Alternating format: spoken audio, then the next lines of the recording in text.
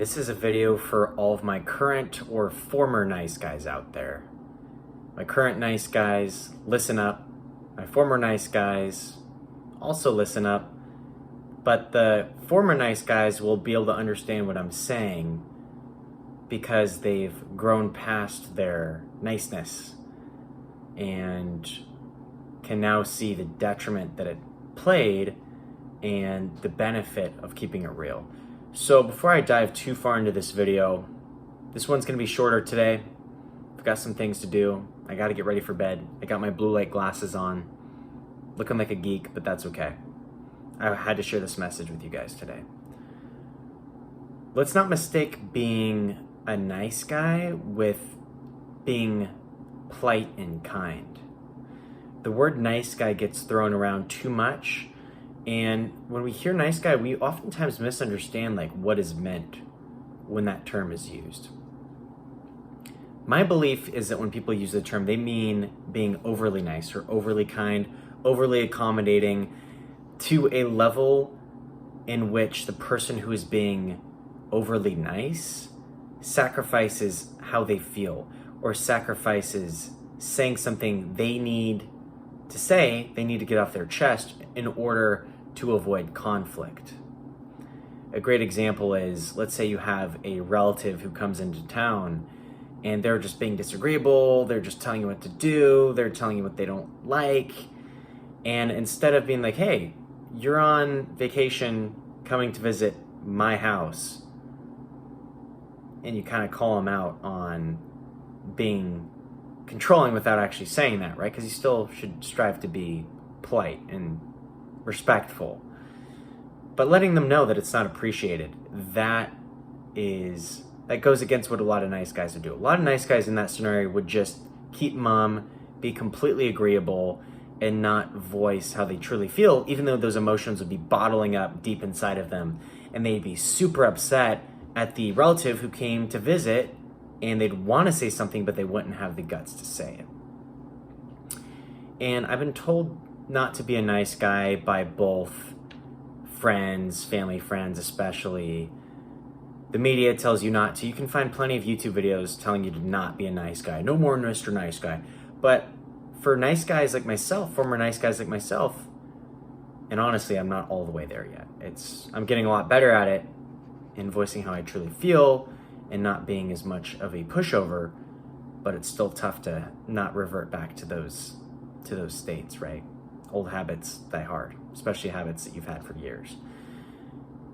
But I wasn't quite sure what was meant when they said stop being a nice guy. Being a nice guy is detrimental to you. And really the biggest detriment you get is if you're way too overly nice, people actually won't take you as seriously. In my workplace, I've noticed this to be the case. Some days when I might feel more energetic and super agreeable, and maybe someone says something that I don't agree with, but I don't offer an alternative, or I don't let them know what I'm thinking, I don't get as much positive feedback and feel as much respect from people at work versus when I'm polite, respectful, and professional. But if somebody says something that I don't agree with, I say, oh, this is how I was thinking about it. Or even I disagree sometimes. This is what I was thinking. And then you go about having polite discourse and you come to a conclusion, whether that's reaching a compromise, agreeing to disagree, what have you.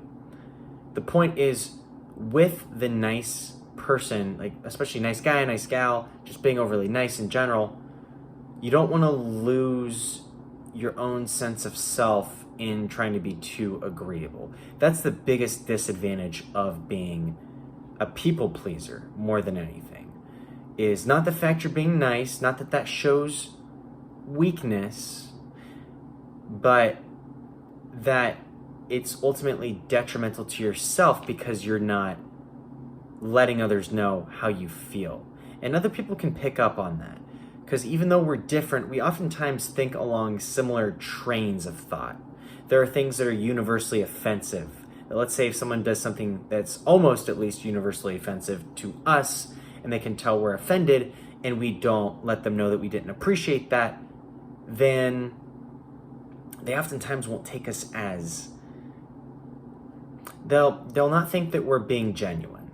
And humans like other humans who are genuine and who are willing to be vulnerable, but are also, I think part of that vulnerability piece is also letting someone know when they made you feel a certain way, or if you disagree on a certain issue, what you thought about it. The key is to not be super abrasive. This is a fine line, and in my journey from transforming from a people pleaser to a non-people pleaser, but a polite person, polite and upstanding member of society, I went too much in the opposite direction, like we all try to do when we try to correct. We overcorrect. We might come across as edgy or judgmental or disagreeable. That's not the solution to it. You don't have to overcorrect for how you've been acting. You just need to slowly correct it. That's another thing. Don't go after watching this video and just turn from being super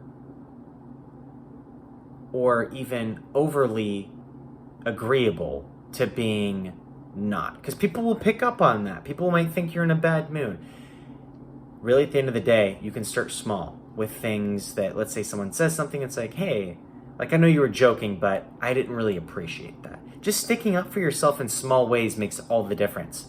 And then as you continue along this track, you'll realize that it's not as scary as you thought. You feel better about releasing your emotions in the moment and letting people know how you feel in the moment versus bottling it up, and then it blows up after a certain amount of time, and then the person that you blow up on or a group of people that you blow up on are like, whoa, dude, I didn't know that you felt that way. Like, holy cow, why are you just freaking out on me?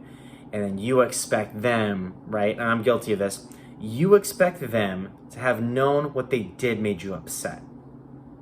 Which again, there are some more universal things that offend people, and people might universally understand that doing certain things in general will lead to offending people. But oftentimes we're not as aware of what we do and the impact that it has on other people's feelings, even though we should be. The fact of the matter is a lot of people just aren't, and just are themselves unapologetically, which is great. But I think at the end of the day, this all comes down to being more mindful of how people feel. And that includes yourself. So if you're a people pleaser, ask yourself why. Don't think of yourself as bad, but the way to start to overcome being too agreeable to a fault where you're sacrificing how you truly feel and your own true emotions is to let other people know how you feel, even if you disagree. Try it, and you'll see that there's no going back after a certain amount of time. Thanks for listening, and we'll talk soon. Peace out.